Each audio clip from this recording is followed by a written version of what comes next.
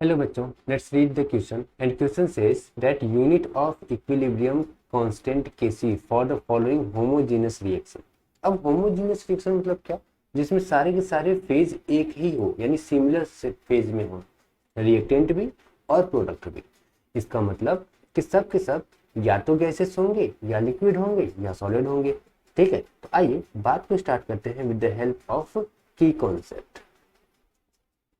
की कॉन्सेप्ट की बात करें तो सबसे पहले हम रिएक्शन को लिख लेते हैं। रिएक्शन क्या है? 4NH3 4NH3 plus 5O2 equals to okay 4NO plus 6H2O।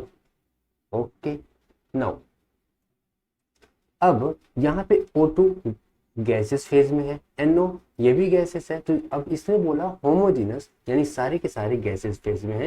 यानी अमोनिया एक गैस है, ये भी एक गैस है, ये भी एक गैस है और वाटर वेपर है। ठीक है, यानी ये भी एक गैस है। अच्छा, इतना तक बात क्लियर है। अब हम बात को आगे स्टार्ट करते हैं।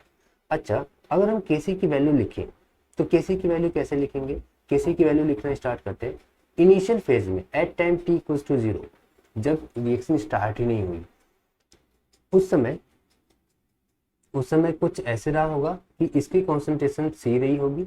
ओके, इसकी कॉन्सेंट्रेशन X मान लेता हूँ या A मान लेता हूँ। ठीक है, इस समय इन दोनों की 0 0 रही होगी। ठीक है, अच्छा, इक्विलिब्रियम पर क्या हुआ होगा? इक्विलिब्रियम पर इसमें से कुछ घटा होगा, C में से कुछ अल्फा घटा होगा या X घटा दो। अच्छा, सिमिलर नंबर्स को अगर हम घटाएं तो यहाँ पे हम एक ले लेते हैं 4NH3 है तो 4x हटा देते हैं, यानी डिसोसिएट कर लेता है। अच्छा, A में से 5x डिसोसिएट करा देते हैं। ठीक है, अच्छा, और कितना फॉर्म हुआ होगा? 4x फॉर्म हुआ होगा और 6x फॉर्म हुआ होगा। ठीक है, ओके, नाउ अगर हम Kc की वैल्यू देखें तो Kc इक्वल्स टू क्या होगा?